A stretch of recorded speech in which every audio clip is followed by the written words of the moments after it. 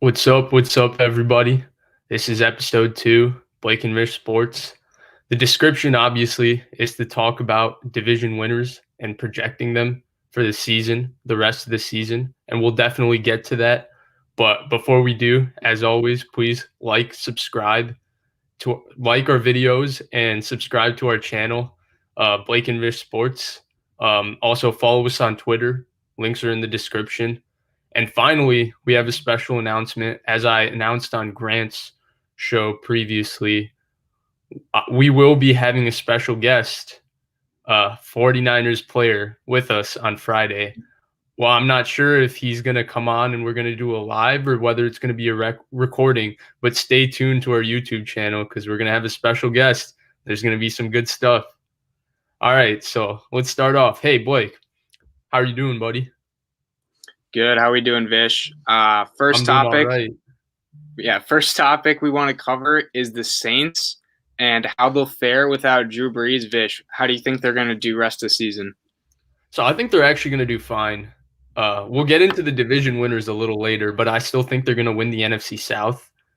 I don't think that Jameis is as good a quarterback as Teddy Bridgewater. I think he makes more mistakes. And Teddy Bridgewater last year, when he went 5-0, was 2 years in that system, while Jameis has been in the system for half a season with no preseason and less practice reps due to COVID-19.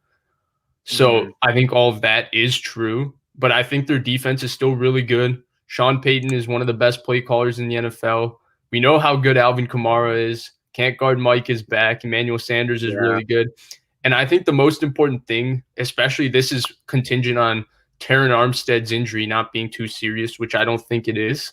The Saints aren't actually this flashy team that everybody wants to think they are. They're not a finesse team. Like, yeah, they can throw the ball with Breeze, and they have flashy weapons like Kamara and Mike Thomas and Emmanuel Sanders. But in reality, they are a very physical team that wants to win the line of scrimmage on both sides of the ball. That's why they paid a lot of money and invested a lot of draft capital in drafting those offensive linemen. I think 4 of the 5 guys they've drafted in the first 3 rounds, whether it be Cesar Ruiz, Terran Armstead, who was a 3rd-round pick, Ramczyk, who was a 1st-round pick, and Eric McCoy. And Andrus Peat was also a 1st-round pick. So actually all 5 of them they've drafted.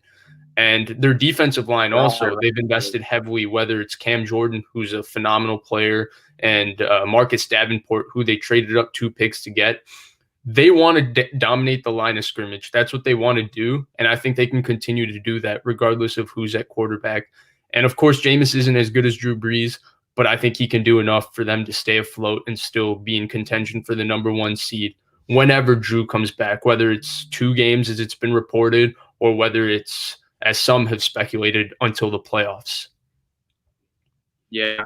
So I'm with you on the Jameis isn't as good as Bridgewater, especially for their team specifically. Bridgewater's just such a better – he's a game manager pretty much in my eyes. Like, he's not going to go out and play overly well and just, like, carry the team, but he's also not going to do what Jameis does and, like, he's not going to have a 30-for-30 season, which, although impressive, like, that is not what you want. So the record right now is 7-2. Yeah, like you said, Brees should be out a couple games. I think they're going to shut him down rest of the season, personally. He's 41. He's the 2nd oldest quarterback in the league right now. For safety measures, I'd imagine they'd shut him down. We know Winston's starting, so I really don't think Taysom Hill even has a chance. That's just – he's more of a gadget than anything. I don't know why they would even, like, think about starting him. So I want to ask you, what do you think their final record is? And then here's the games they have. So they have the Falcons, Broncos, Falcons again, Eagles, Chiefs, Vikings, and Panthers. Yeah, so it's quite a tough schedule. I'd imagine that they would lose to the Chiefs as well as the Vikings. I don't know. I just have this feeling that the Vikings are going to make the playoffs. I really think when you can run the football like that with Dalvin Cook and get Kirk Cousins to play off play action, I think they're going to be the toughest team to play in the NFC, even tougher than my Niners coming down the stretch, just because the Niners are an unknown on who's coming back when and are they going to be healthy, while the Vikings, if Dalvin Cook's healthy, man, they got a shot against anybody. And they're playing good defense. So I think they'll lose to the Chiefs and the Vikings. And I think they'll split with the Falcons. But otherwise, I think they'll go 4-3 down the stretch. They're 7-2 right now. I think that's good enough to finish 11-5. And I think that's actually being very conservative. Someone did mention, the Saints D is a match to slow down the Vikings offense because they do stop the run real well.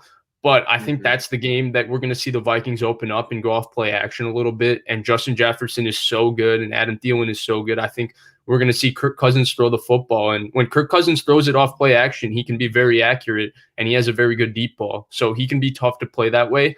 But overall, I think they'll go 4-3. And I think that's a really conservative estimation of how good they'll be because when Sean Payton is your coach and that much talent on both sides of the ball, they could really be much better. But I think 4-3, 11-5 is as their final record. I think that would be good enough to win their division. The number 1 seed, I don't know about, but I think they'll win the division for sure. So I think I have the same prediction as you. I think they're going to go 4-3. They'll finish 11-5. I did want to point out, though, like even with Bridgewater, it's not like their team was great on offense. They were winning more with their defense. Just from the games he played last year, they averaged 25 a game, and then he had 233 pass yards. I think their offense is better this year than even last year with Sanders. And then Thomas has slowed down, but I don't see him being that much worse. And Kamara has gotten even better. He was right. Kamara's healthy. That lingered a lot last year, but this year he's been killing it. And their defense has improved too. Malcolm Jenkins is starting to do a lot better, and he's such a big addition. He played all the snaps for the Eagles the last few years. They show that graphic every week, how many snaps he played. But their defense is better. Davenport's really good. Their D-line is great. Demario Davis, amazing linebacker. I still think they're going to drop a couple games. So I think they're going to lose to the Chiefs. They'll probably drop one between the Eagles and Vikings game. And then I think they're going to probably lose a divisional game once to the Falcons or to the Panthers, just because divisional games are tough. And seeing a team twice a year, you always play them better. So I think they're probably going to lose one of those games. So I have them at 4-3, but I think the Buccaneers will do better than them. But we'll talk about that later. So I actually you said they could lose to the Eagles. I think there's no way they can lose to the Eagles, regardless of who's at quarterback. Because I just think they're going to whip the Eagles' offensive line. It's not the same as it has been. And between Cam Jordan and Yamada, Trey Hendrickson, and Marcus Davenport, they're going to eat that offensive line for breakfast, especially the interior without Brandon Brooks. Like, it's Jason Kelce and Lane Johnson whenever he's healthy now with that offensive line. It's nothing to sneeze at. And then I think their offensive line is going to do some work on the Eagles' defensive line. Eagles' D-line is really good, though. It is. And I think that the Saints' offensive line is going to be up to the task. And I think they're going to expose the Eagles' linebackers, which aren't very good, and the Eagles' secondary, which besides big play Darius Slay isn't too great. And I think that Sean Payton is going to really, really, really get them ready to play versus the Eagles because it's just such a difficult matchup for the Eagles on paper and schematically. Well, I will point out, though, you never know what Jameis you're going to get. We've talked about this before. We've seen Jameis come out and look like, wow, this guy is definitely – there's a reason he was the number one pick. He has a arm. And I've heard – you hear the comparison, like he's the gunslinger, like kind of like a modern-day Favre. Obviously not as good because Favre was amazing. He won 3 MVPs in a row. But, like, in the sense that, like, he's gonna rifle it, and he has an arm. He has a huge arm. They have the weapons. So you never know what Jameis you're going to get. But we're also under the assumption, I mean, at least I am, that he's not playing. Drew Brees is not going to play. Right. Regular season. I'm also it's really confusing because Sean Payton and Michael Thomas are saying that Adam Schefter was reporting that he's going to be come back in 2 weeks. But I was reading elsewhere that people were saying that, hey, there's no way he can come back and play football after 2 weeks. I mean, even the way he got injured, it was roughing the passer penalty. I'm going to bring it up just because I'm a Niners fan, but it was a roughing the passer penalty that was not a roughing the passer penalty. Contavious Street, that was as clean a hit as you can get. It was a terrific play from him. It was not a roughing the passer penalty. And Breeze kind of ricocheted, and I didn't expect that injury to be that bad. To see that it was that bad means that Breeze, the accumulation of hits, in my opinion, is what is causing problems for him. So I don't think so. I don't know when he's coming back and when he's not coming back, but I would have to imagine that he's not going to come back until the playoffs because they need him for the playoffs. They're not winning playoff games with Jameis Winston. And so they would I think, given that we both think, I'm sure they think it too, that they can easily finish this season strong with him at quarterback, then why would you try and risk any further injury to Drew Brees? Also, one thing that I was kind of thinking of yesterday was, so you know how NFC East, they're going to host a playoff game. They're going to be the 4 seed, pretty much guaranteed. That 5 seed gets to play whatever dumpster fire team comes out of that division. What if they were kind of just like slowing down a bit, not trying to get like to win the division? They get the 5th seed and they get a pretty easy week 1 matchup because that's the easiest team you're going to play all in the postseason. So like here's the argument. So here's the argument against that, right?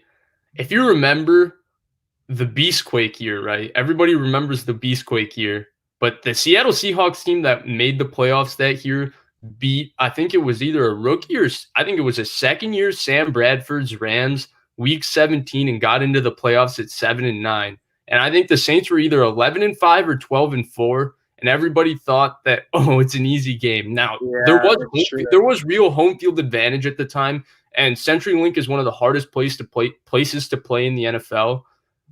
And the Saints went in there and they got their butts handed to them by the Seahawks. So I think there are different level of variables this time, but I still think that's a very dangerous game to play because the NFL, everyone says it's cliche, but it really is in any given Sunday sport. And you remember, too, the Panthers team that made it under 500, they played that Cardinals team that was starting, I think it was Ryan Lindley. Right, Carson Palmer got hurt. Yeah, they're on their third-string quarterback, but I saw a stat that every team that's finished under 800 or under 500 and gone to the playoffs has won their first matchup. Have those teams been as bad as the current NFC East?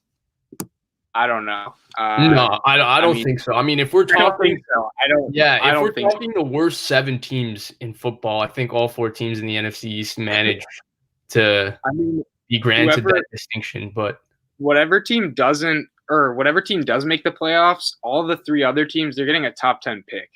So you could either be hosting a playoff game in the winter, or you're going to be picking top 10, which and that could just be the difference between 1 game, which is, I think that's insane. I do want to ask. So let's transition and talk about. So Blake, who do you think is going to win the NFC East? Yeah, I was just about to ask that. So my prediction is going to be the football team, actually, and a couple reasons why.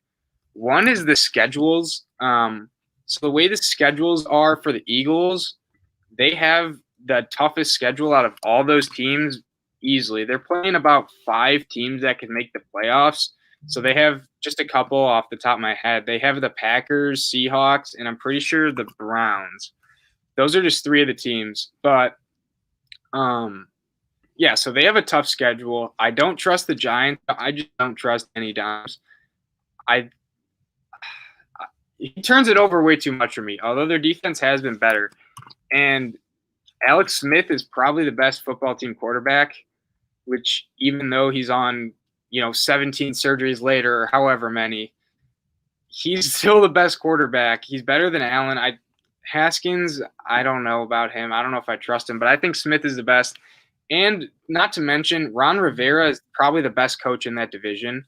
You could argue Doug Peterson, but he hasn't been as good as he was a couple years ago, and I definitely don't think Judges, and certainly not who's ever coach. Oh, Mike McCarthy. Like, no. So I have the football team making it probably with 6 wins.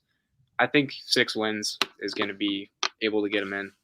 Okay, so I think the football team's got a great shot, and it's because they rush the passer really well. And Alex Smith, I think if he gets back to playing Alex Smith football, which is don't turn the football over and be smart and make enough plays, I think they have a style of football that's sustainable, but their team is not talented enough for me. I'm going to go with the New York Giants. And here's why I'm going to go with the New York Giants. I think they've played really good. I think there's a stat that they're the greatest 3-7 or 3-8 team in NFL history. Like their point differential for a 3-8 team is insane. I mean, I don't know if it's a good thing or a bad thing. Like, yeah, they've had a lot of really close games, but they've been unable to pull them out. But I think they really turned a corner this week versus Philadelphia. That was a game that they blew in very similar fashion just a couple weeks prior by letting Carson Wentz. Evan Ingram drops the wheel route that Danny Dimes that was a dime. Danny Dimes, that was a dime. And then Carson Wentz really threw a dime to Boston Scott to win the game. Yeah. But I like the Giants. I really like their defense. I don't think people talk about their defense enough. I think Patrick Graham, he's a New England guy. He's done a really good job. James Bradbury is looking like an excellent signing. And I think their defense starts up front for me. And they're the number 7 ranked run defense in football. And the reason they're that good is because they have 3 big guys who are tough to move and can penetrate. And that's Dexter Lawrence, Dalvin Tomlinson, and Leonard Williams. Now, Leonard Williams might not be worth the giant contract and pay raise they gave him, but he's playing really well. I think Dexter Lawrence is one of the people in the NFL that's been playing that had a really good rookie season, but since the Giants are so bad, people didn't want to acknowledge how good he's been his rookie season. And Dalvin Tomlinson has been consistently a solid player. They play the run well. Like, they completely shut down the Rams offense in LA. It was just that their offense couldn't move the ball. And then I like Danny Dimes. I think if he can get to 1 turnover a game, which I think he's capable of, I think he's more than good enough to win this division. I think he's smart. He makes enough plays every game. I think he's hated a lot just because of where he was drafted and because prognosticators didn't think that he was worth that draft pick. But I think he's been fine so far in his career. He makes a lot of mistakes, but he also makes a lot of big-time plays. Darius Slayton is really good. Evan Ingram is good. They seem to be committed to running the football with Wayne Gallman. Hopefully their offensive line improves, and hopefully they don't have locker room issues based on the reports today with all the Mark Colombo, Joe Judge, whatever that was, right? Nobody knows about that. But I really think the Giants are going to win this division. And just going through their schedule, right? I think the Eagles' schedule takes them out. I think the Giants are more than capable of beating the Browns because they can stop the run. I think they'll beat Dallas. And then I think they can pull out, and I think they'll beat Cincinnati. So they'll get to 6 wins. And then I think for them, it's just about winning one of those other 4 games. And I think or other 3 games, whether it's Baltimore, Seattle, or Arizona. And I think they're capable of playing spoiler to one of those teams because they play every game close, and all it takes is one lucky bounce or one lucky throw or one turnover that hasn't gone their way so far this season, but they get it this time. I do agree with some of the stuff. Like James Bradbury, he's a actual shutdown corner. No one talks about him though, mainly because he's on the Giants. Another thing though that I did mention earlier with Rivera being the coach, the play caller for the Giants. Do you know who that is? It's Jason Garrett. Jason Garrett. I don't think he's a good play caller. I think that'll definitely handicap them. And like you did say, their O-line, they drafted Andrew Thomas. He hasn't lived up to the number 4 pick. Their O-line hasn't been great at protecting Danny Dimes. Saquon's out. They need some more offensive talent. I mean, I could see them going after Jamar Chase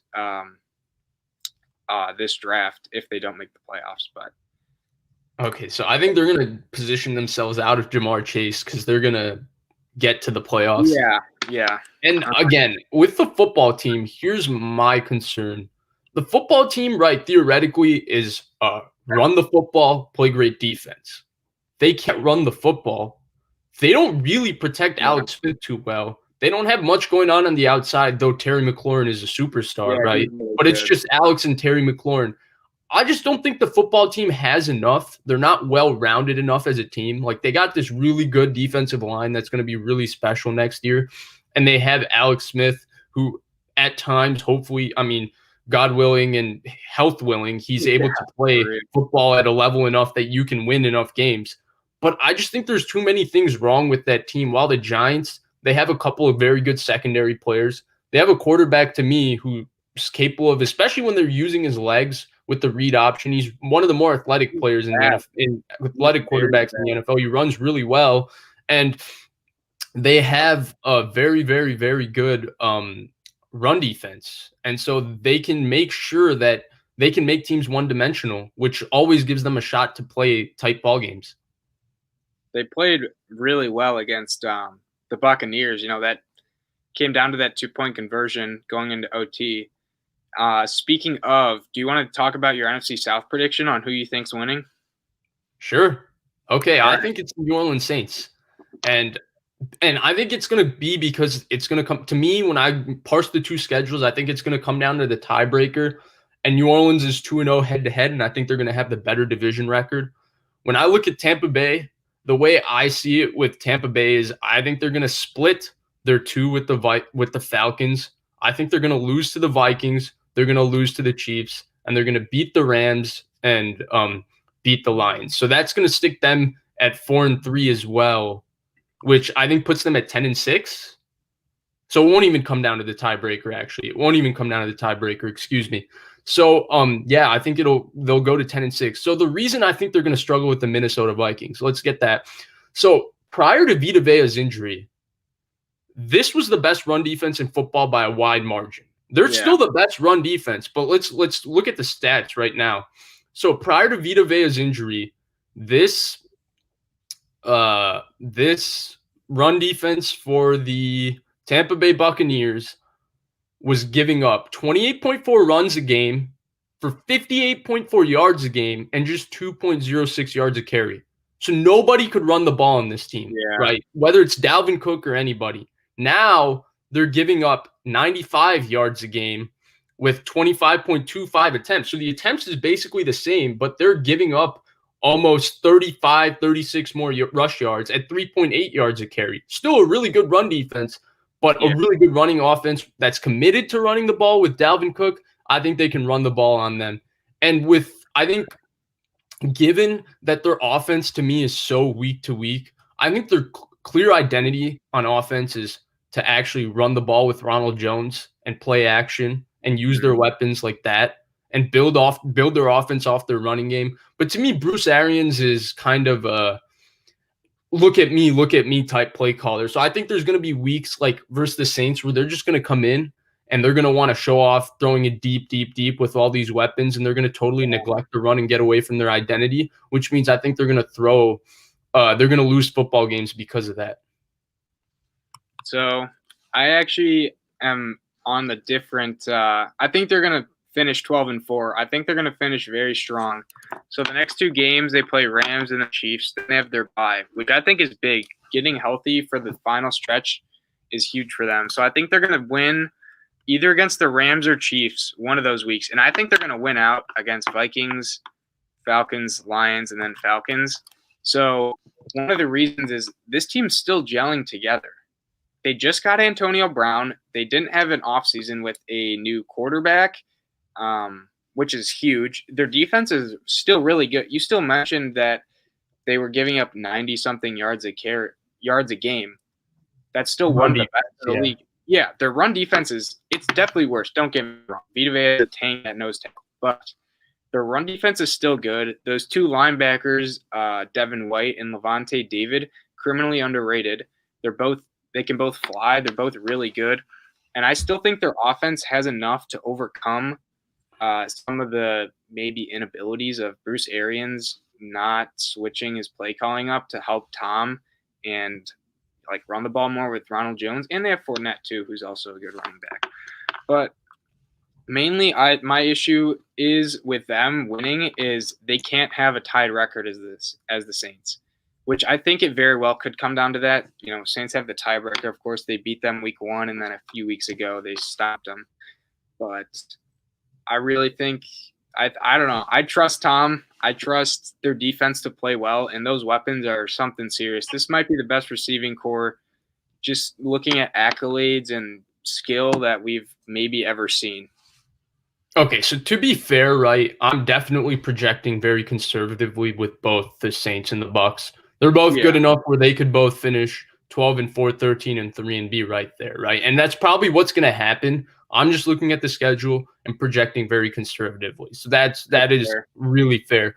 But for me, with the Bucks, I don't even have a problem with Tom and stuff. I just think they feel a little, to not go to take a basketball analogy, a little bit like the Clippers this year, where you're constantly just adding new pieces, right? You're gelling with all of this. Chris Godwin's been in and out of the lineup. Tom's found something with Scotty Miller, and then you throw Antonio Brown into the mix. It's like the Clippers, your team is gelling, and then all of a sudden you sign Reggie Jackson and you trade for Marcus Morris and all of that. So you're just constantly shuffling your lineup around. The NFL is the ultimate team sport, right? You have to be a team to win. It's not about the number of individuals you have. It's really about your team. I'm just not sure if they'll have enough time to gel. And I think we're going to see 1 or 2 more clunkers like we saw versus the Saints. I just think they're going to be inconsistent, and it's not going to be because Tom is not good, because I think Tom is still playing really well. And it's not going to be because Bruce Arians is a bad coach or anything, even though I do think he has a little bit of that show me kind of pretentious arrogance. It's going to be just because they need more reps together, and that's going to cause a little bit of, well, we weren't on the same page in this game, or we just weren't, because they're going to need that time and reps and all of that. So I just think they're going to have a couple more clunkers because of that. Sure. And we still don't know. So the Falcons and the Panthers, they're not going to win it unless catastrophic events occur. Right. So we can rule them out. And with the Saints, we still have no idea how Jameis will play. Are we going to see the 30-30 Jameis that airs it out? I don't think we will, because I think Sean Payton, they have a different offense, and he's not going to be throwing the ball down the field much. They could argue they have better weapons too, in a sense. Their line's definitely better. So that's still an unknown quantity to me, and for that reason, I like the Bucs. But I could see it going either way. You never know in the NFL, especially both teams with different quarterbacks than last year for probably the rest of the season. So it'll be interesting to see. Absolutely, absolutely.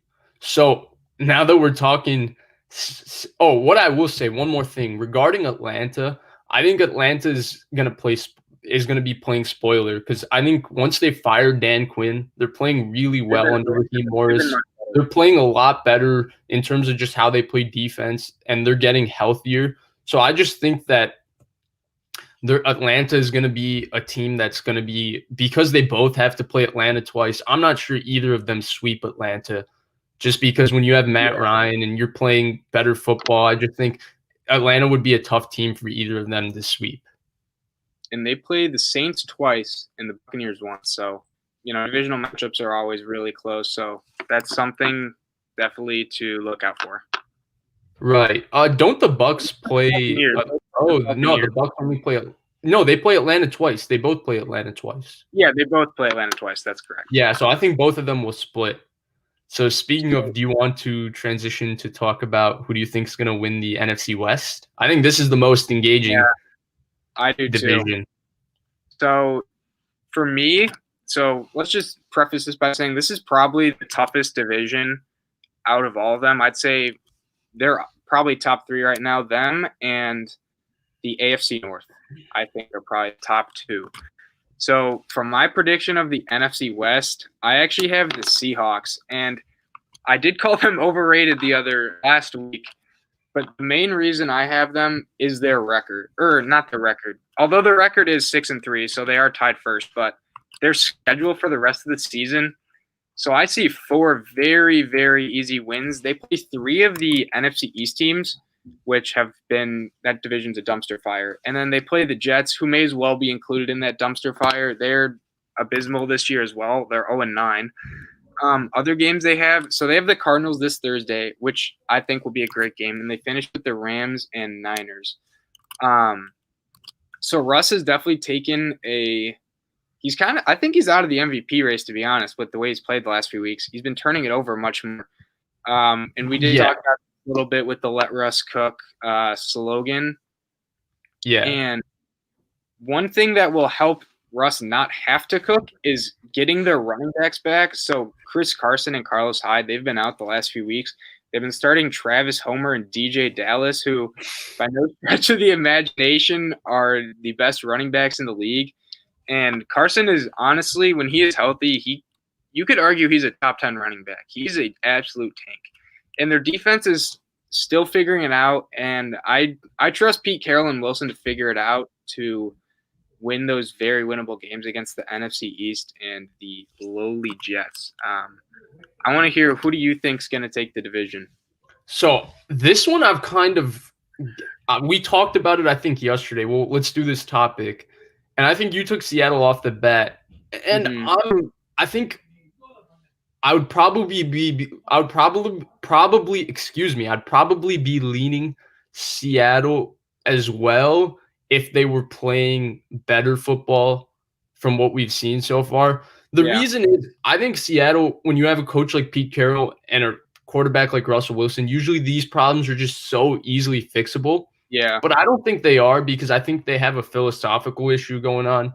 We spoke about it last week. Go check out the video on our channel. There are some drawbacks to letting Russ cook all the time, and I think Seattle is really reaping what they sow with that. I think their offense should have been let Russ cook more than let him cook all the time, because they have other issues that now Russ can no longer mask because they play this just throw deep every time style offense. So, I mean, if you go down the statistics, the best statistical team in this division is the Rams, right? They have the best balance of offense to defense, good coach, two really superstar defensive players, and all of that. But the problem for me with the Rams is, one, their schedule really tightens up. Their schedule is quite tough going down the stretch, and two, Jared Goff is their quarterback.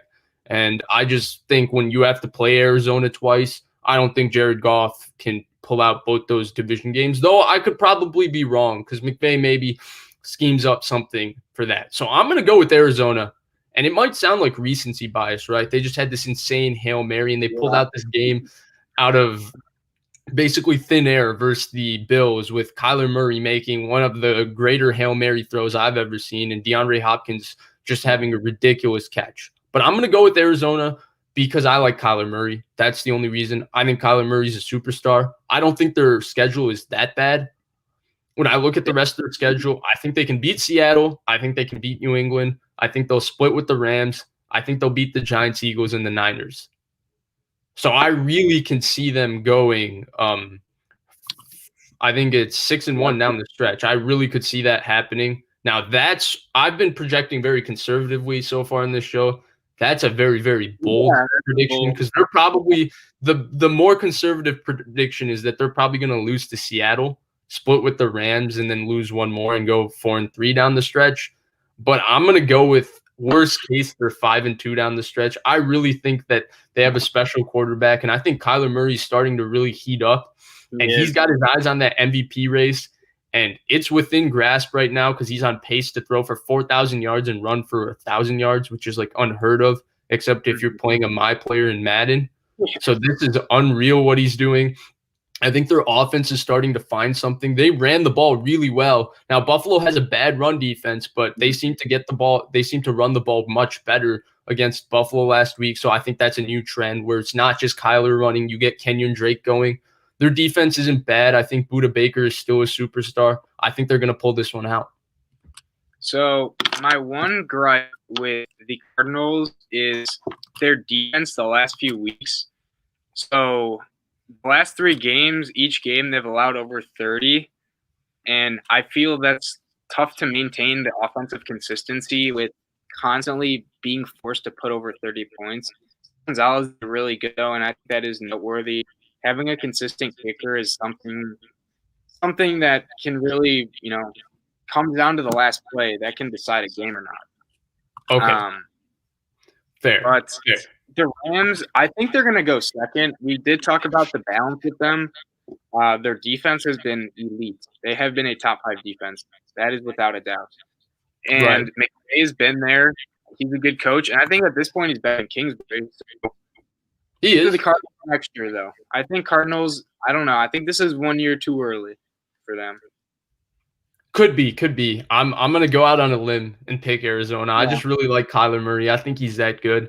The things with the Rams are real, right? Their defense, it's the number 2 scoring defense in the NFL. It's the number 1 second half defense. Think about this. They only allow 4 points a game in the second half on average this season. Yeah, that's ridiculous. That means their coaching is really good because that means Brandon Staley is going into halftime making adjustments. And usually McVay, we can parse with McVay, right? The whole, I think, cliche and kind of generalized take on McVay is he has good game plans, but he can't make adjustments. Well, I think there's a lot more nuance to McVay than that. But just taking the first half of that statement, he does have really good game plans. So that means if you're jumping out for leads and your defense only gives up 4 points each in the second half, then it feels like this amazing formula to win games, right? But I think where the problem is for them is I think that schedule is just really hard. I don't know if I think Goff is just such a week-to-week experience. I think if you get pressure on Goff, you basically beat the Rams because he can't throw when he's under pressure.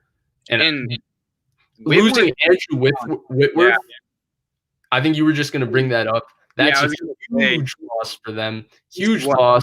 I don't know Goff. Still really good, though. Huh? He's very old. He's like 38 or 39, but he's still one of the best tackles in the league. Right. And he changed life for Goff, right? He changed life for Goff early, signing him and Sullivan in 2018 along with McVay. So I think that's going to hurt them a lot. I think Goff being weary of his blind side means that he's going to probably throw a few more ducks, a few more balls up for grabs, and I think that's going to hold them back. And I'm just going to go with Arizona. I like Kyler Murray. All the facts say Seattle, but I'm going to go with Arizona. Looks like we've lost Blake here. So let me just continue as he reloads. What's up, Blake? Okay. Yeah, I cut out a little bit there. Not sure. But that's fine. That's totally fine. Let's talk. We got a couple more divisions to go. Let's talk AFC East because this one, to me, is as intriguing as the NFC West, but it's intriguing in a different way. All right. So for my team, I'm going with the 7-3 Bills right now. I think Josh Allen he's almost putting himself in the MVP convo. I'd say he's probably top 5 right now. Is he close to 1 and 2? No. Can he get there? Maybe if he continues doing what he has done against some teams. There's been games where he's had multiple touchdowns, three or 4, and his rushing. He's almost like I would say the best comparison for his rushing would be like Cam. They don't run him as, but he's 6'5", 240, really fast. So in a way, he's kind of like Cam. I don't know if you see that. Yeah. To me, he's the new age Cam Newton, and he was drafted by Brandon Beane and Sean McDermott, who were both in Carolina with Cam Newton. So I do think he is the new age Cam Newton. That's my opinion of him too. And then, so for the rest of it, when I'm looking at their schedule, I only see 2 really tough games against the Steelers and then Dolphins, which is Week 17. They play the Chargers, Niners, Broncos, and Patriots, and for the most part, I think those games are very winnable. They have a bye this week, so again, I think a late bye almost helps with all the COVID stuff and just general injuries. Being able to get players healthy with a week of rest is really nice in the end of the season when those injuries start accumulating. And they're 1 game away from being 8-2 if it wasn't for a fluky, the Hail Murray, as they call it. But that one play, they're 1 play away from being 8-2. And I will say the Dolphins, I have really, really liking them right now. They've won 5 in a row. I think they're definitely winning this week against the Broncos, but I'd like to hear what you think about. Okay, so here's my thing with Buffalo, and I think you're ruling. I think there's 1 game that you kind of say I think they can win that I don't think they have any shot of winning, and that's against my Niners.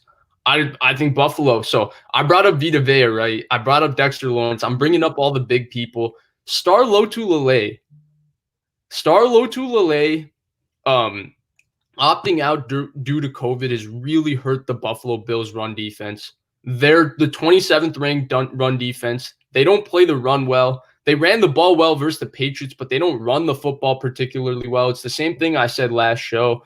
And the problem when you don't play the run well is when they play the Niners are going to have Debo back and they're going to have Raheem Mostert back, which means they're just going to be a run-heavy team, and there's going to be no more Nick Mullins. It's going to be behind the line of scrimmage, high school offense. Just get the ball to Debo, get the ball to Ayuk, get the ball to Raheem Mostert. I think they're going to really struggle with that. The Niners defense is playing really well, so I think the Niners defense can do enough to contain Josh Allen, especially when they don't have to worry about them running the ball. And I think they can win that. I think that's a game that the Bills are going to lose. So the reason I'm going to pick Miami is because right now I feel like Miami is this kind of slowly picking up steam train that's just turning into a buzzsaw. They are waxing teams. They're destroying them. Their defense is awesome. Brian Flores is as good a defensive coordinator as there is in the NFL. Their game plans just seem to devastate teams, and they seem to be blitzing a lot, and they seem to be scaring quarterbacks. They create turnovers, and they score touchdowns with their defense, which is always a positive. And they seem to be – I think they have a defense or special teams touchdown in like 4 or 5 straight games, which is ridiculous. They're not asking Tua to do too much, which is amazing. And I don't think that closing schedule is bad at all, right? Miami is going to close with the Broncos, which is definitely winnable. The Jets, which is more than winnable. The Bengals, which is definitely winnable. I think the Chiefs, I think Miami's got a really good shot against the Chiefs. I wouldn't count Brian Flores out from coming up with a game plan. Like the Belichick disciples, whether it's been Patricia, whether it's been Belichick himself, have done the best job on Mahomes in the past. And I think Brian Flores is the best of them, besides Belichick, obviously, but he has better personnel than Belichick this year. So I think he's going to do a really good job against the Chiefs. And I wouldn't be surprised if they pulled that one out. I don't think they would be. I think they would probably lose to New England. I think the Raiders, maybe. I don't know what the Raiders would be playing for. Really Josh Jacobs is really good. And I think they could lose week 17 to the Bills, though I don't think they will. But I think Miami is going to, when this is all said and done, they're going to be 12-4, 11-5. And if it comes down to that week 17, that would be most people would lean Josh Allen because he's the better quarterback, but I'm going to take Brian Flores in that game because I think he's going to have a game plan that's going to make Josh Allen struggle, and they're going to really run the heck out of the ball with Myles Gaskin when he comes back, and the Bills can't stop the run without Star Lotulelei. So you mentioned Gaskin. That's one of my issues with the Dolphins is he's been good so far. Their skill position players are not the best by any stretch of the imagination. Gaskin has played well, don't get me wrong, but he's not a top-tier running back. The receivers, they lost Preston Williams. Parker's been good, but he's not going to carry a whole receiving core. Gesicki's been all right. Their O-line isn't super special. So do they have the offensive firepower to compete with a team like the Bills that could put up points in bunches? Their receivers are amazing. Their running backs are pretty good. They can't run the ball great, but Allen can create. He can create plays by himself. So can they put up points? Is my gripe. Right, you're talking about a one-off scenario that nobody knows about, right? Because the Bills have to put up points every game because their defense can't stop most people. The Dolphins' defense seemingly has been stopping everybody. And so I think that if that scenario comes, I'm not sure that they can do it, but I'm not sure that they would even get into that position. I think they have 7 games left. Out of those 7 games, if they can play their style of ball for 5 of them and go 5-2, that puts them at 11-5, which is more than good enough to make the playoffs and win this division. I think for sure both will make the playoffs. I think we can definitely. I mean, at least for me, I'm saying both teams will definitely make the playoffs. Speaking of playoffs, one team that might not make it is someone from the AFC South.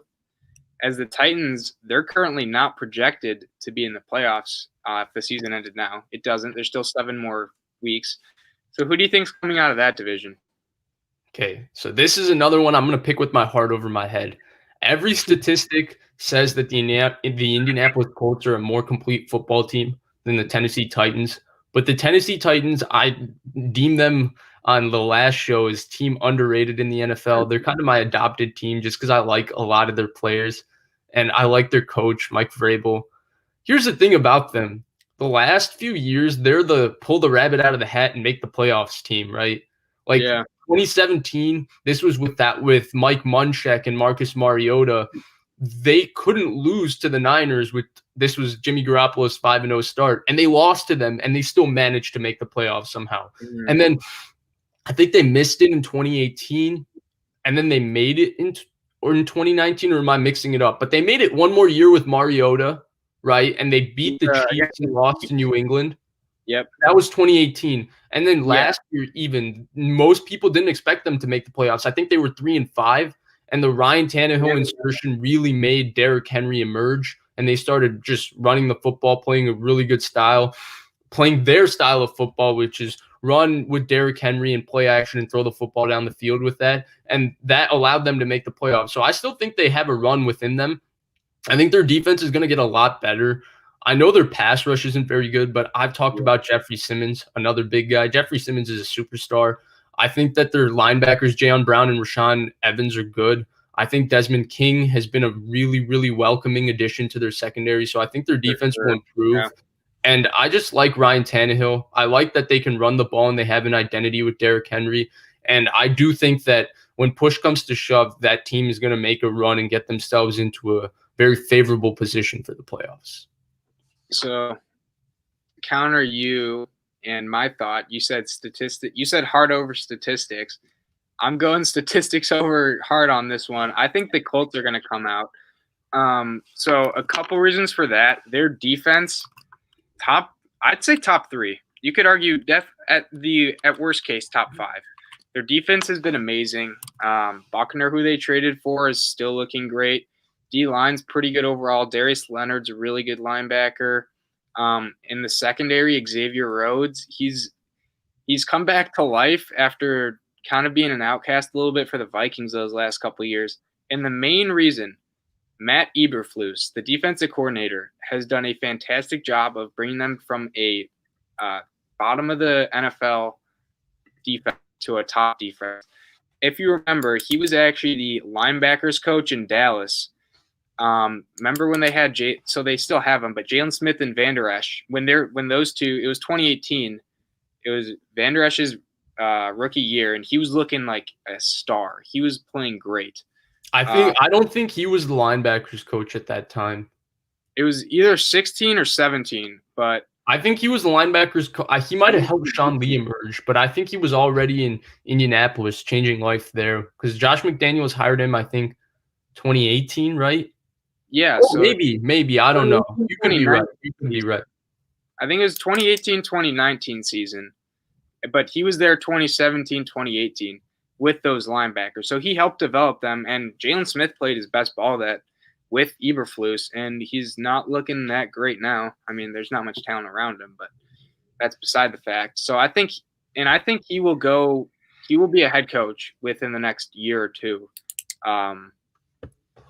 That's my main reason. Their offense is good enough to where they can kind of play keep away and just grind out. They have a really good O-line. Phillip has been better than Brissett. He's not great. But I think they're going to do better than the Titans for sure and win the division. And they beat them down Thursday night. And I think that kind of exposed the Titans as, can they pass to get back into a game? Because you can't run when you're behind the whole time, especially by 2 scores. And weren't doing that efficiently. And the Colts ran all over them too. So the Titans, at least last time they played, didn't have Adam Humphries, right? So I think with Adam Humphries, I think you'll get a better answer to their question. And I think the Titans have proven that Ryan Tannehill has brought him back a lot, actually, throwing the ball. And so I don't have any questions about that. I don't have that question about them. What I will say about the Colts is that, do you trust Phillip Rivers ultimately to make the correct decisions and win them games, right? Like, Phillip Rivers is a borderline Hall of Fame quarterback, so it sounds sacrilegious to be saying something like this. Yeah. But I just feel like whenever I watch Phillip Rivers and I think, man, Phillip Rivers is as good as anybody. He makes these mistakes or makes very costly, catastrophic mistakes that just lose games and screw up seasons and stuff that really make me question if you can really win long term or really win it all with Phillip Rivers. I don't know. I think this is his best shot because they protect him as well as anybody gets protected in the NFL because that offensive line is really good. But right now, for me, it's a Phillip Rivers versus Ryan Tannehill thing, and I think Ryan Tannehill would pull it out because I think Ryan Tannehill is firmly entrenched as a top 10 quarterback. I'm not even sure Phillip Rivers is top 20. No, that's definitely good. Phillip, especially last year, the amount of turnovers he had, just mainly interceptions, was alarming. Like you saw, his throwing motion is just, everyone talks about it. It is just uncanny how he throws the football. Right. Every Chargers game last year was the same, right? Chargers would go down. Phillip Rivers would have a couple turnovers. Defense would start playing well. Phillip Rivers would bring them back. Chargers have the ball with a minute 30 left and no timeouts. Phillip is driving. Phillip makes a big throw to Keenan Allen or Mike Williams. You think the Chargers are going to pull it out. Phillip throws a pick. Game over. Every game was the same way last year.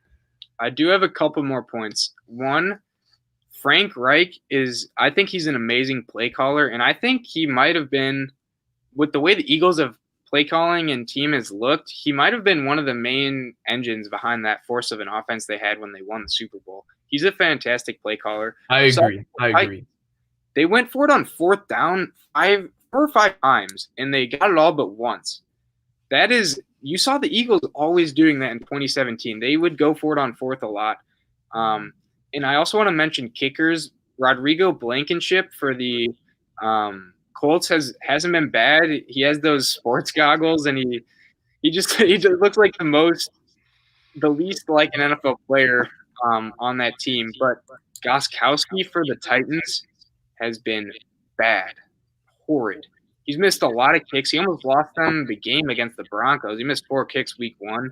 Yeah, he's definitely a problem. He is a liability. Yeah. He is definitely a problem. So Gostkowski, without a doubt, that is 100% a problem with Tennessee. I'm hoping they get a new kicker. He figures it out, whatever's going on upstairs for him. But he's got major yips. Like, you can't even trust him to kick extra points right now. Mm-hmm. But I think I don't know. I just trust that Mike Vrabel is going to make the right decision, whether it's trusting Gostkowski or maybe getting a new kicker. I think they're going to be well coached. Mike Vrabel manages the game so well. His in-game management is kind of John Harbaugh, Mike Tomlin, like Bill Belichick, maybe just a tier under Bill Belichick, which is as elite as it gets to win in the NFL. So I'm putting my faith in Team Underrated. I think they'll pull it out. Their team, they got a little magic about them. They've done it before, and I just think Ryan Tannehill pulls it out for them. To point to what Vrabel did, do you remember the thing he did with his kicker? Or it wasn't kicker, it was punter, where they kept taking different types of penalties, and doing this would keep running the clock off. So they did that against the Patriots in the wild card, and they ran a bunch of time off the clock. And Vrabel saw that. The significance was Belichick did it to somebody else, and to see Vrabel do that. But speaking of punters, that's actually a really good point. The best punter in the NFL plays in Tennessee. He does. Brett Kern is as good a punter as there is in the NFL. He's been hurt. Getting him back will be very good for Tennessee's defense because they can play field position much better. Brett Kern is a stud punter. Nobody mentions punters, but they're people too, and Tennessee has a very good one. Yep. So with our channel the way it is, it's Blake and Vish Sports, not just Blake and Vish NFL. So today we're going to branch off a little bit, and we did want to discuss some of the NBA trades that went down. So the first one, Cp3 trade.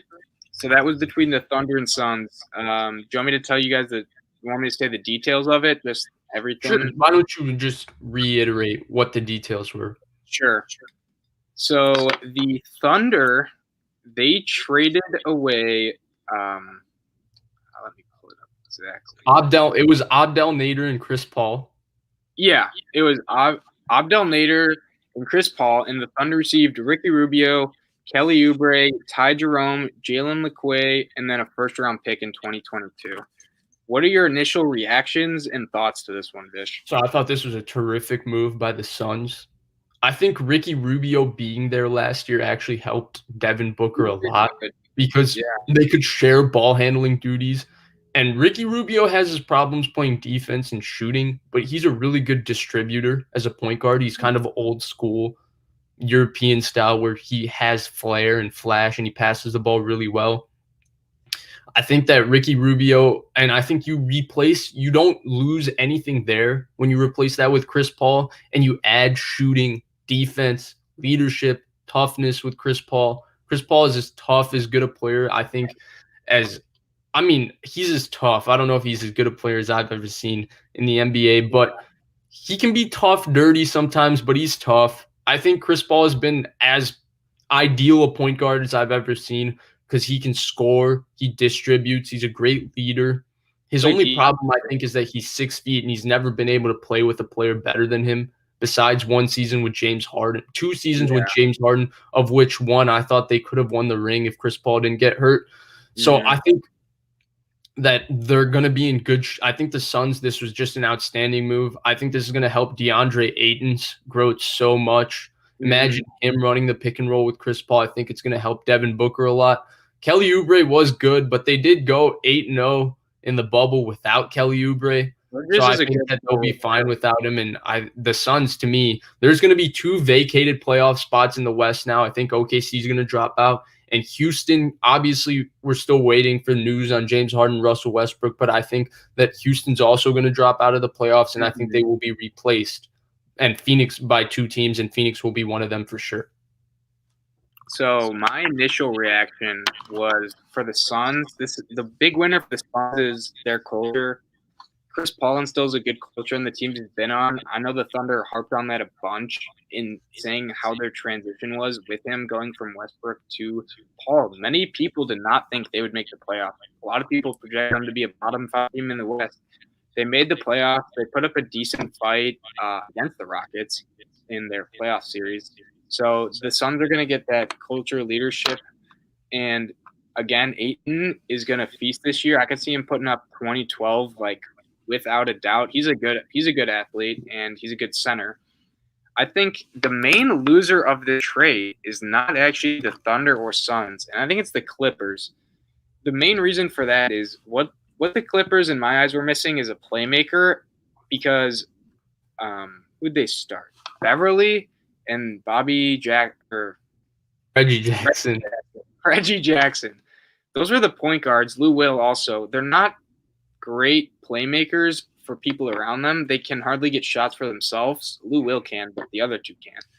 Right. So if they were able to get Chris Paul back, which I don't know what assets they have to be able to do that, but I feel like if they got him back, that would be the best move they could have made because having Kawhi and Paul both for leadership, and then they can both play make pretty well, but only Kawhi and Paul George playmaking is, I think it's going to be their shortcoming again. So, yes, a couple things about the Clippers, actually. So, I thought Doc Rivers' coaching held them back. I thought he didn't do much for them on offense. I thought their offense was like watching 2013 OKC with Westbrook brings it up, my turn, throws it to Kevin Durant, your turn. It didn't have a feel or flow or movement to it. But I think the bigger thing is that I thought that having to handle the ball, play make, and score took a lot out of Kawhi Leonard. I thought last year's playoffs, I didn't think that they were playing smart enough basketball, and I don't think Kawhi particularly enjoyed the fact that he had to bring it up and be their primary ball handler, decision maker, as well as their scorer. One of the details to Kawhi Leonard's career that I think is often overlooked is that he's played with terrific point guard players his entire career, whether it's Tony Parker or Kyle Lowry. He's played with guys that can get the rest of the team and the rest of the offense moving and get him the ball in rhythm in places where he can score from consistently. And I think that Chris Paul would have definitely been able to do that. I totally agree that the Clippers are a loser by being unable to acquire him. We'll see if they get Rondo, though Rondo is so temperamental, and you have to wait to the playoffs and wait till he cares about basketball for to get the best out of Rajon Rondo. But I definitely agree with you. It was a big loss for them not to get Chris Paul. And Thunder, for the Thunder's aspect, we haven't really touched on it. I don't think they have the team to make the playoffs. I mean, we were wrong last time in saying that. But Chris Paul is definitely better than Rubio is now. Although, however, how that will impact their future, that's to be seen. But they still have so many assets and picks, as well as young prospects. Gilgeous-Alexander is really good. So I think they're more of a long-term team in the fact that this draft, they're going to have a few selections, and they're mainly looking possibly for free agency or Presti to make trades. And Right. he can trade. He's amazing at making trades. So I think in the long term, they have a bright future. He's also one of the better drafters in the NBA, right? Yeah. Like, because Kevin Durant was obvious, but Russell Westbrook and James Harden weren't obvious picks, and he picked them both because he saw the long-term superstardom. Whatever you think of them, they're superstars, or they have been superstars in the league for a long time.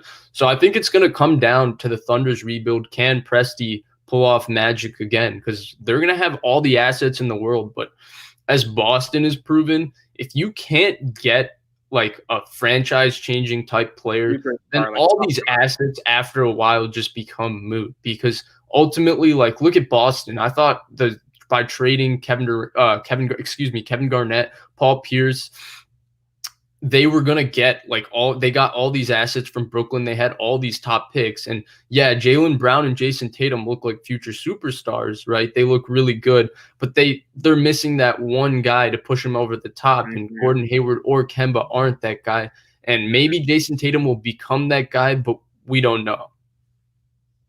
We'll see. Next trade. Speaking of superstars, the trade the Bucks made to help Giannis.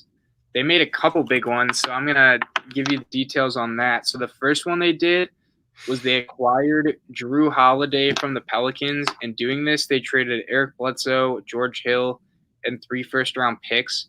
The other trade they made was with the Kings for Bogdan Bogdanovic. They traded DiVincenzo, Sonny Sova, and DJ Wilson. Were these good trades, Vish? What do you think? So I'm all over the place with this one, right? Because I think that the Bucks, these were necessary trades because they had to get Eric Bledsoe. Eric Bledsoe was making too much money to do nothing in the playoffs, so they had to get Drew Holiday, who basically approximates or maybe is better than Eric Bledsoe as a defender. And Eric Bledsoe is an All-NBA level defender. And then he's a better offensive player, a more consistent player than Eric Bledsoe, a better shooter. So I think he'll definitely be a better option for them. I do think George Hill will be missed. He led the NBA in three-point percentage last year. And I felt like whenever they played and George Hill was on the floor, even when they were down, he really gave that team – he was a calming force on that team because he plays with great composure and he shoots the basketball so well. So I thought George Hill would always – kind of slow the game down, and he was a veteran presence for that Bucks team. Maybe Drew Holiday replaces that. They definitely did give up a lot, like the picks and all of that, but they had to do that because they have to do everything possible to keep Giannis. Yeah. 2, the Bogdan Bogdanovic trade is interesting to me because I'm a big Bogdan Bogdanovic fan.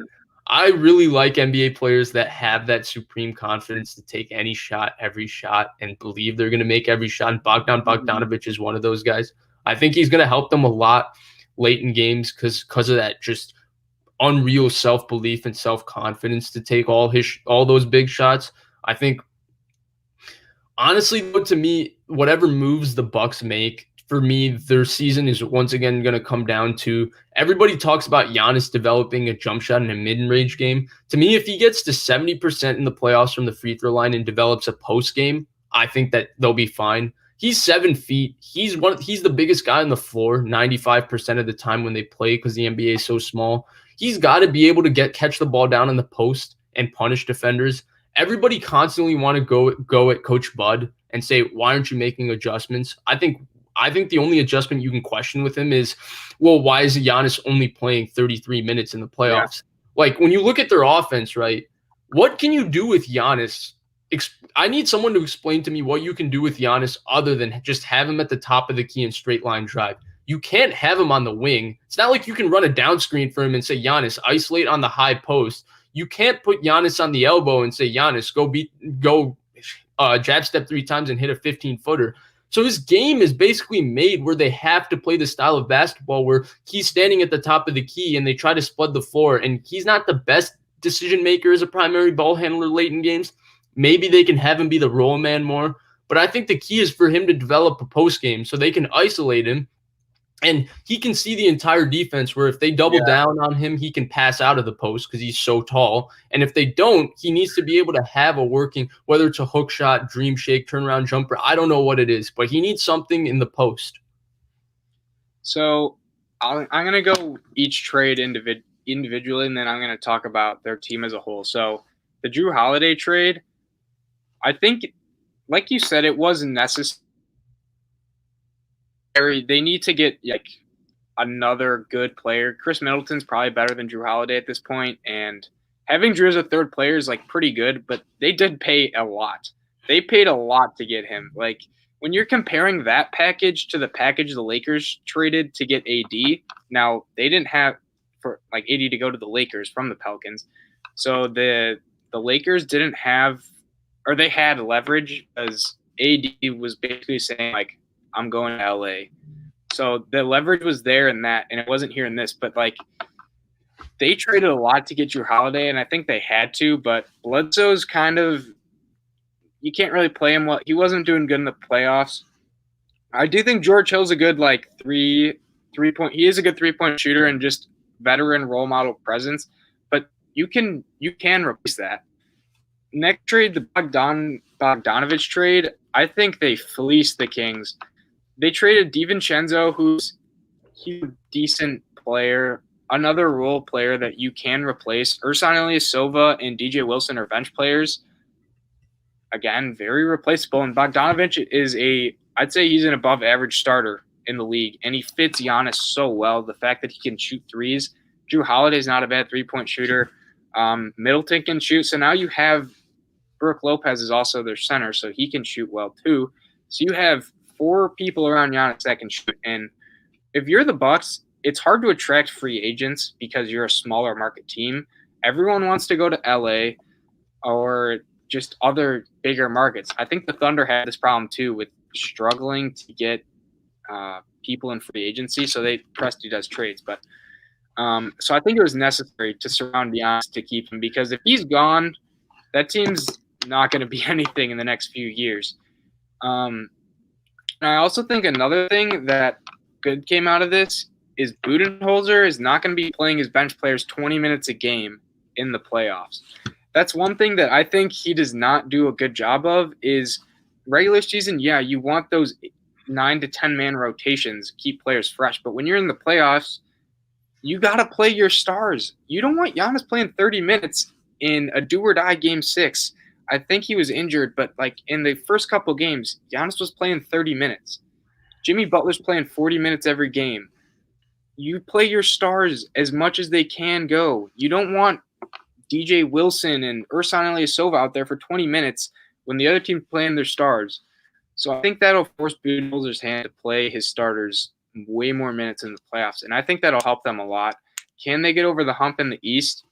That's another question, but I think the moves were necessary, and they'll be better off than they were last year. Fair enough. And then finally, the Rocco trade, and I think this is the least heralded trade, but I think it's the one I'm the most excited about, and that's because I love the fact that the Portland Trailblazers got Robert Covington. I know that so they got Robert Covington essentially for Trevor Ariza, the 16th pick, and a future first-round pick. So from what I understand, a lot of our following, right, is Niners fans. So I'm assuming they double up as Warriors fans or Lakers fans. So I'm not sure if they're the biggest fans of Damian Lillard, but I'm a huge fan of Damian Lillard.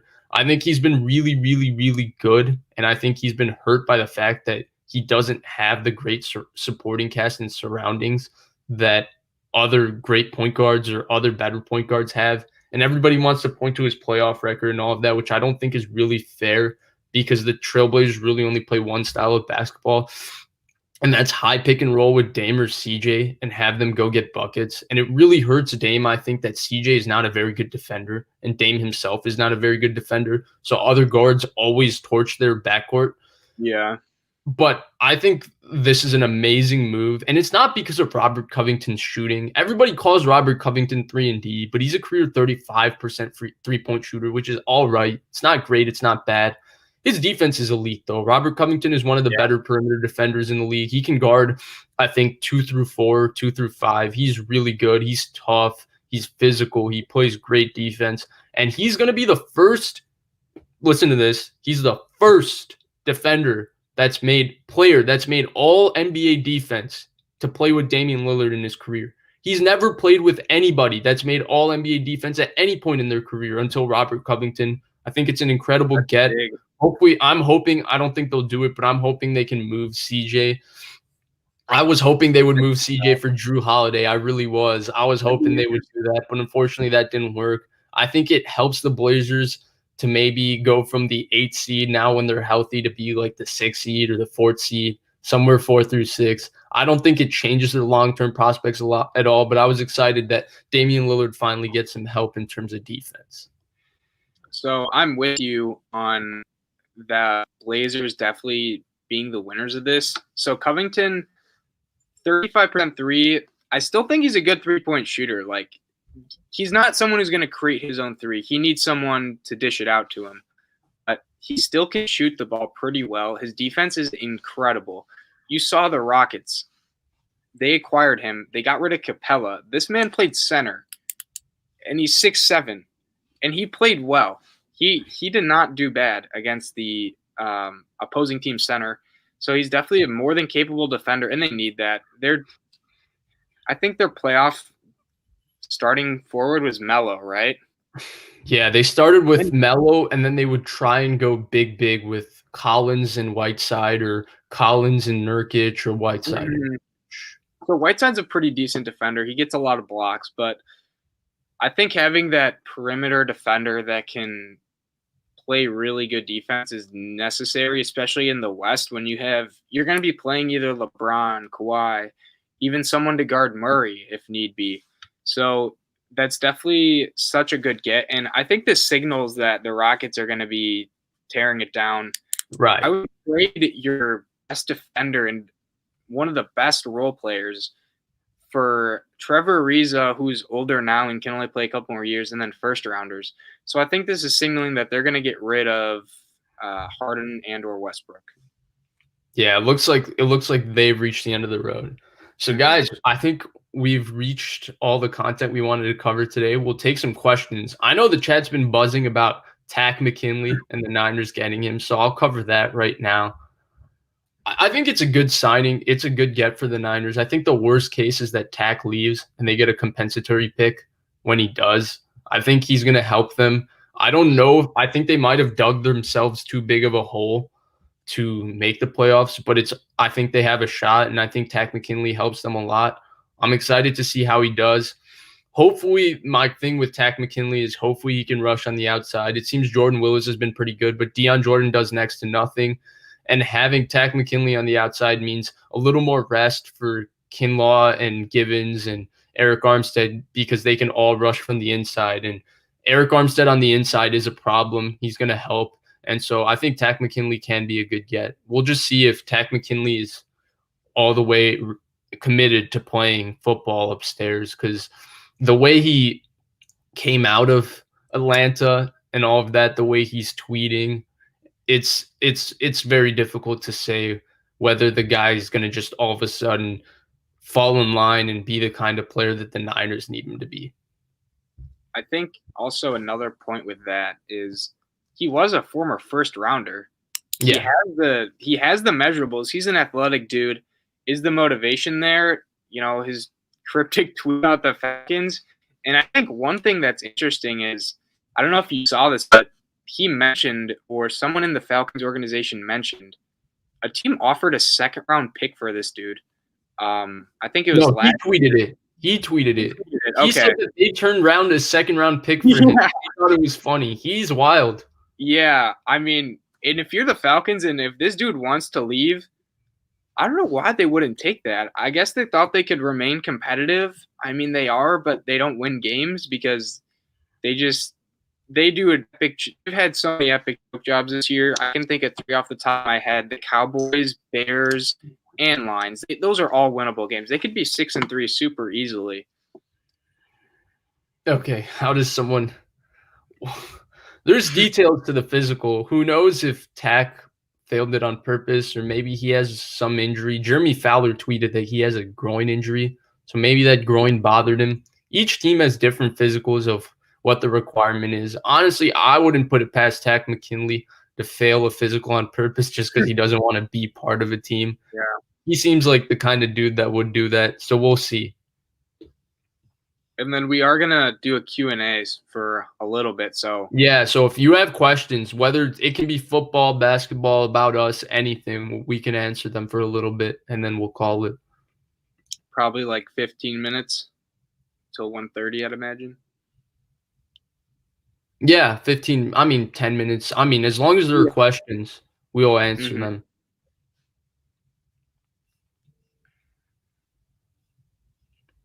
Until we do the questions, what's my take on the Niners pick? Like the Niners draft pick? I think it's way too early to project there because if the Niners end up making the playoffs, which they still have a chance to make it, and they're going to definitely try and make it, who knows? It might be a different thing. Like if we're all down on Garoppolo and we're all saying quarterback, but if Jimmy comes back and they win 3 in a row and make the playoffs and win a playoff game with Jimmy, then we might be stuck with one more year of Garoppolo. Who knows? Who knows? What's the big move? What's the big move that the Warriors are going to make? I don't think there is one. So what I've been seeing is, so they have the second pick in the draft tomorrow. Or is that's today? It's today. They have the second pick, right? People are saying they're going to trade for the 4th pick.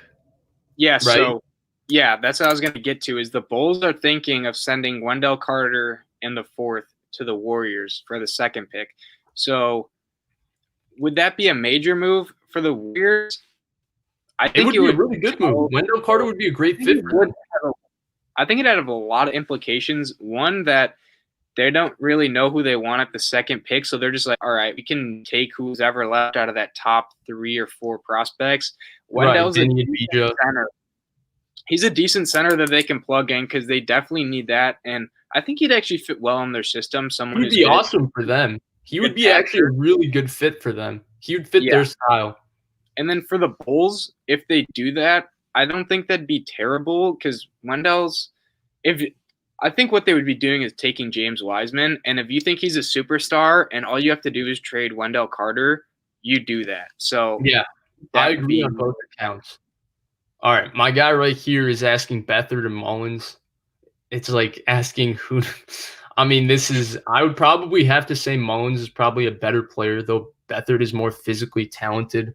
I don't think there's a lot that separates them. I know my guy Grant thinks there is. I don't think there's a lot. I don't think too highly of either of them as quarterbacks. I think Mullins is probably better, a bit better, but I think a lot of what happened to Beathard is because of what he was subjected to in 2017 when I don't believe that he fully knew the system and he had to come in and play behind that horrible offensive line and take beatings. I'm going Beathard. He's an Iowa guy, though. He was also, this could be wrong, but wasn't one of the main reasons they wanted to draft Kittle is because they took Beathard earlier? No, so they worked out Beathard and they saw Kittle catching passes from him and they thought Kittle was amazing. And they thought he was like a 2nd or 3rd round pick. And then when they saw him in the 5th round, they said, we have to take him. And yeah. So Niners fans, remember that.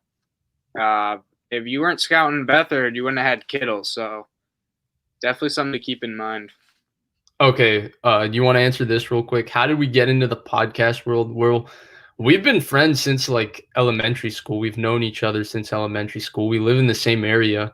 We went to elementary school, middle school, high school together. So we always talk about sports. We had similar interests that way. What events led me to meeting Grant? Well, I met Grant through Twitter. And I used to talk to Grant on the phone. And then Grant just asked me one day, do you want to come on the show with me? And I've always thought of myself as wanting to do sports broadcasting or talking about sports, but I've never taken the initiative or the steps to do it. Like, I'm a computer science major, Blake's an accounting major. So our actual professions are going to lead us totally away from it. But when Grant offered me that opportunity, I was like, okay, cool. And I've been doing that with him every Monday. And Blake, I don't want to speak for him, but he would see me go on with Grant, and he just talked to Grant himself, and him and Grant clicked, and then Blake came on that one episode with Grant, and more than anything, I feel like it gave us the push we needed to start this, which is something we've definitely been interested in doing. But going on with Grant, definitely we're indebted to Grant for giving us the opportunity to even start this. I think one thing too is, like Vish said, going on with Grant, his Twitter base went up a lot. He has like over 1,000 followers. I don't know the exact number, but knowing that ahead of time kind of pushed us to like say, hey, we already would have, some people following us due to this base. Let's just share what we talk about in general and have the people that are already interested in Vish's content, follow our content. So that's another reason. So I see a lot of really good questions here. We'll get to all of them. What should the Miami Heat do this offseason? I'm going to say stay put. I think they should run it back. I think they're going to be even better because they're going to play more as a team. And I think Jimmy Butler is just going to grind that much harder to be that much better. And I think they're going to be a tough out in the East again. They might not make it as far, but I don't think it's because they're going to be an inferior team. I would probably say the same. One thing, a minor storyline that could be major is Goran Dragic. I'm pretty sure he's a free agent either this year or next year. He's older. He's had injury issues, but he's one of the driving forces of that offense. So I would say watch out for what happens with him because he is a very integral part of that offense. I agree. I think the finals could have been different. I don't think they would have beaten the Lakers, but I think Goran Dragic playing could have made it better, won them the finals. Like in the bubble, I used to argue with people because we're both like from around Chicago. He's a big Jimmy Butler fan. I'm not. And I used to actually argue with people during the playoffs that like, hey, Goran Dragic has been every bit as essential to this playoff run as Jimmy Butler. What's my NBA team? I'm unfortunately a Pistons fan. I obviously I've been watching sports since I was really little, and Chauncey Billups was my favorite player when I was like 5-6 years old, and that's how I adopted the Pistons. I've had to watch a lot of pathetic basketball from them, but I've kind of stuck with them just for principle more than anything. I don't like the thought of being a fair weather fan, but yeah, there's nothing good from being a Pistons fan. Lots of good matchups this week. Thoughts on the Seahawks-Cardinals game this Thursday? Well, we talked a bit about what's going to happen in the NFC West. I think I'm going to pick the Cardinals this Thursday. I definitely think Blake's picking the Seahawks. Yeah, I'm honestly leaning Cardinals too, but although I said the Seahawks will win the division mainly because the other teams, but I mean, I think this is going to be a really good game. Both the quarterbacks are phenomenal. If you want a more in-depth, we talked about that a little bit on a betting video on the YouTube channel. So look at that. We talked about this game a little bit and how we're staying away from it for betting. But yeah, I don't know. I think it's gonna be a good game. I think it's gonna be very high scoring. I really do. Are the Packers okay? I think absolutely they're okay. Having one bad game versus the Jaguars to me is not that big of a deal. The name of the game in the NFL is just winning every week. However you do it, just because I don't think like on paper the Packers are so much better than the Jaguars, but I don't think it's a big deal that the Jaguars played them tight. Like the Steelers barely beat the Garrett Gilbert Dallas Cowboys, but I don't think it's any indication that the Steelers are in trouble or anything. You can't buzzsaw any team every week. So Alan Lazard's coming back for the Packers, which may seem insignificant, but him as their number 2 receiver. Their offense is way, way, way better than without him. He's a really good run blocker. He's pretty fast too. He can make catches in tight windows, which none of the other Packers receivers outside of Devontae Adams, and you can maybe say Aaron Jones, but He can win one-on-one matchups outside of Tay Adams, which is desperately what the Packers need. He's a really good run blocker, like I said. I think their offense will do better with him. Their defense didn't do bad. They allowed 20 points, but only 13 of those were due to their defense. There was a punt return given up. So regarding real quick though with Lazard, Rodgers also trusts him, which is huge. He does, and that's Yeah. So are the Saints in trouble with Jameis? We covered this at the beginning of the video. Both of us said no. We'll post details as to why. You can either rewatch this live stream or I'll just repost that portion of the video, and you can definitely take a look if you're interested. Good questions, though. Yeah, really appreciate it. What do I think of Shanahan's presser when he said Jimmy? Well, yeah, I do think it's smoke and mirrors. I don't think Shanahan's even thought that far ahead. I think that he's more focused on the task at hand, which for him is making the playoffs. They asked him directly, what do you expect him to say? No, Jimmy's not going to be here. The way I've always seen it with the Jimmy situation is that they're open to upgrading the position. They're going to have conversations about upgrading. And if they feel that they can get better, then Jimmy's gone. But if they don't feel they can get better, then maybe Jimmy stays. But my personal feeling is that they can improve the quarterback position. They'll have the opportunity to, and they should. Nothing against Jimmy. He's a solid quarterback at doing specific things. I just think that upgrading the position would help Shanahan and this team greatly. Also, do you think a quarterback or a coach in the middle of the season would talk about next season when is about a starting quarterback? Yeah, I'd fire that coach. Imagine a scenario where Shanahan's like, yeah, we're totally moving on from Jimmy. He's not the guy. No coach in their right mind would ever say that. Absolutely. It could be smoke and mirrors, but he's not going to say that. I just would never saying that. And the other thing is that Shanahan is still trying to make the playoffs this year. And he talked about hoping that Garoppolo comes back. And obviously they need Garoppolo to make the playoffs because Beathard and Mullins simply aren't that good. So they need Garoppolo to make the playoffs. So Shanahan needs him. Why would he even suggest anything or even make such a statement? All right. Who's the best rookie receiver thus far? I really want to say Brandon Ayuk. I do. I don't think anybody's been noticing him, and the quarterback play I think has really been holding him back. I have him probably at number 2 right now. It's Justin Jefferson to me. Justin Jefferson's a baller. I really liked him in college, and I think he's the best receiver so far of the rookies. I'm gonna go with someone else who hasn't been doing as good as lately, but CeeDee Lamb on the Cowboys with Dak was killing it. He was starting to look like he could become the wide receiver 1 of that team. And I know he does have other players that take a lot of coverage off him, as well as a running game, which is really strong. And I'm talking only with the Dak Prescott Cowboys because, it's honestly 2 different teams.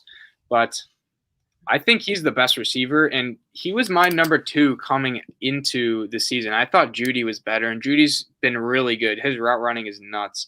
But I was kind of surprised the Niners didn't take CeeDee Lamb or Judy with him on the board. Yeah, I don't think they had Judy ranked as high. From what John Lynch said in his presser, it was Ayuk and CeeDee Lamb. Those were their guys. And I firmly believe that if Kinlaw was gone, I think they might have stayed put at 14 and taken CeeDee Lamb. Though I don't know. I'm just speculating. But yeah, I also really like CeeDee Lamb. I do agree he's a stud. But for me, I think Justin Jefferson's the best of the bunch. I don't think we can get live donations right now because we're not monetized. I don't know. We would have to look into that, but we have quite ways to go before we get monetized, though. Hey, I appreciate that, though, from you. Blake, this one's for you. All right. So that's a good question. I think their roster, just in general, comparing this year to last year, there haven't been that many changes. I think the main change that has occurred is LaFleur has become a better play caller. And I think Pettin has done worse, and the defense has done a little worse. You saw last year Preston Smith and Zadarius Smith were pretty dominant. And Preston Smith has not been dominant this year. Zadarius has been worse off also. I think Jair, the step he's taken, he might be the best cornerback in the league. I think he'll definitely get all-pro. But you see these things on Twitter. If you look him up, you'll see the stats that these top receivers are putting against the numbers they're putting up against him. Will Fuller, I don't think, had a catch. Calvin Ridley did not have a catch, and he was killing teams prior to the matchup. That's pretty specific, but I think they're a little better than last year, mainly because of LaFleur. I think he's done a better job play calling. Do I think it's what they could have been if they drafted differently? No, I think their team could have been a lot better if they had drafted different positions in the draft. Yeah, they still don't have size up front or a middle linebacker, so they're going to struggle with the run game in the playoffs. Dalvin Cook exposed it, right? I think the Niners could have exposed it if Jeff Wilson Jr. even played instead of having just Hasty and Jet McKinnon. What time are we going live on Friday? So just to reiterate, we're going to have a special guest on Friday. It's going to be a Niners player. I'll post more details. There's a couple confirmations that still need to happen. He needs to get back to me. But I don't know if we're going to be doing it live or not. Honestly, it's going to be his preference. If he doesn't want to do it live, we'll just have a recording. Just keep an eye on our YouTube channel. We'll definitely post recordings and videos from it. So take an eye. Am I watching the draft today? No, probably not. I have so much homework. I have a lot of coding to do with a project. I'll definitely be keeping an eye on who drafts who, but I'm not going to be watching it live.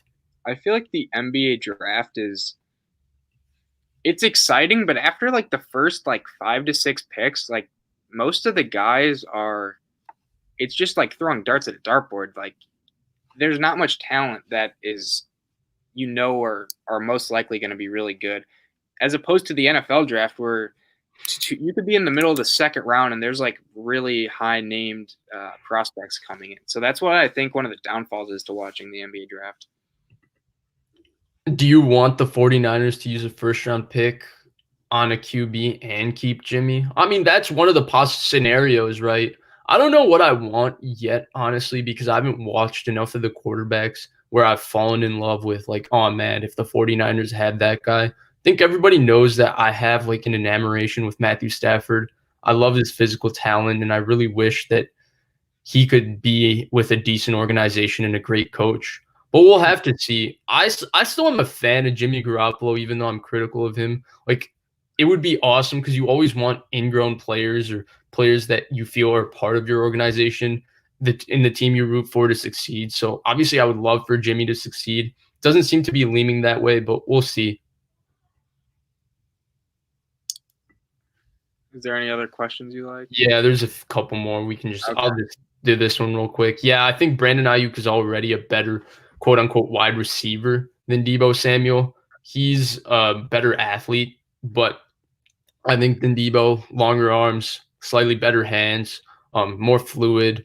And I think Deebo is a better maybe football player with his physicality and ability to run after the catch.